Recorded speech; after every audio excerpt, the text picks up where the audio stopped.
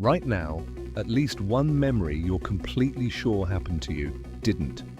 Not because you're lying, not because you're forgetting, because of how memory actually works. Your brain doesn't record your life like a camera. It rebuilds it every single time you remember something. And researchers have proven again and again that during that rebuilding process, your mind can manufacture entire events that never occurred. Events you'd swear on your life really happened. For most of the 20th century, people assumed memory worked something like a video recorder. You experience something, it gets stored, and later you press play and watch it back, unchanged. Decades of psychological research have shown that's almost entirely wrong. Memory is reconstructive. That means every time you recall an event, your brain isn't retrieving a fixed file, it's rebuilding the memory from fragments. It fills in gaps with assumptions, expectations, and information you've picked up since. Researchers call a part of this process source monitoring. Your brain has to figure out where a piece of information came from. Whether you actually experienced it, imagined it, heard about it, or saw something similar in a movie. And that system fails more often than most people realize. This isn't simple forgetting, where a memory just fades. It's something stranger. Your brain can construct a memory with real sensory detail. The way a room looked, the emotion you felt, even smells or sounds, for an event that never actually happened at all.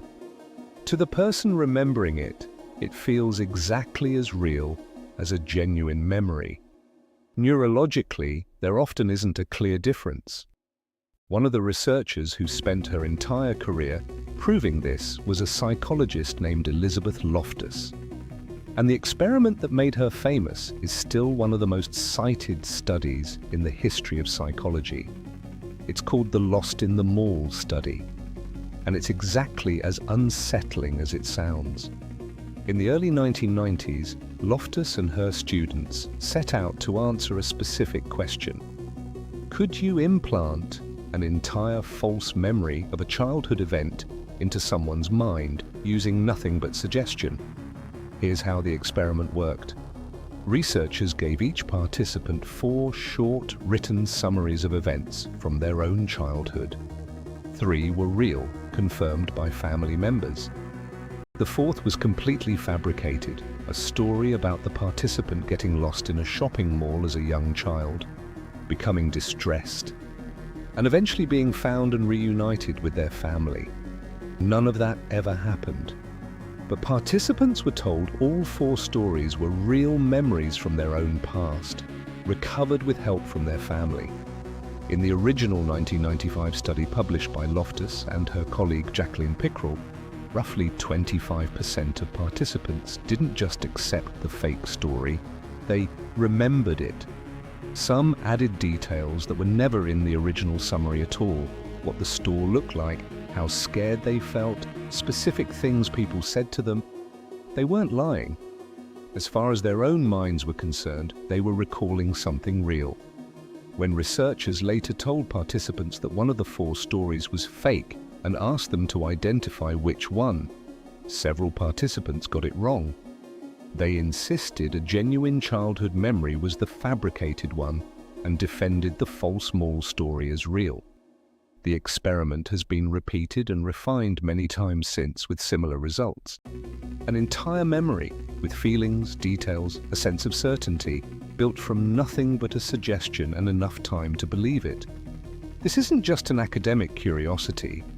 It has real consequences in places where memory determines the truth of someone's life. Eyewitness testimony is one of the most powerful forms of evidence in a courtroom. Juries tend to trust a confident witness who says, "I saw it happen," but confidence and accuracy are not the same thing. Research on memory distortion has repeatedly shown that eyewitnesses can be led, unintentionally, toward false or altered memories.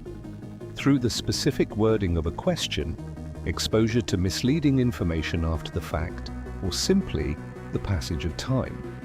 Wrongful convictions based on mistaken eyewitness identification are a well-documented problem in the justice system.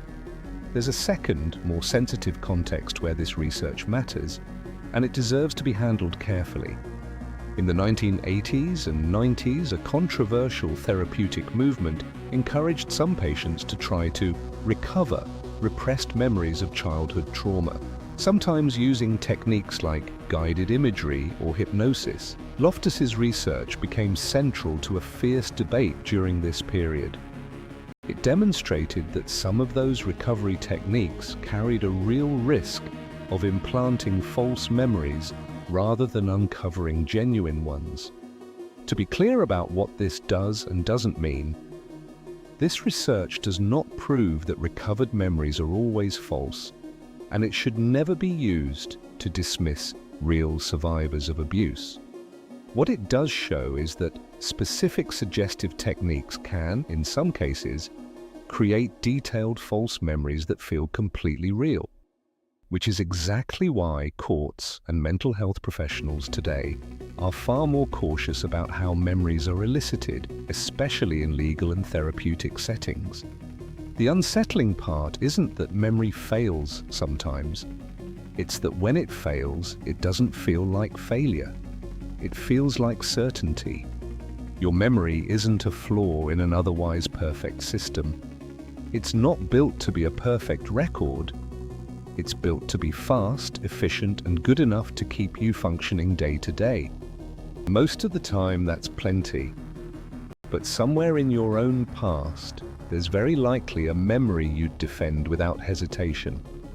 A detail, an event, a feeling that your brain quietly rebuilt, slightly wrong, or in rare cases, built from nothing at all. You won't be able to tell which one it is. That's not a flaw in you. That's just what remembering actually is.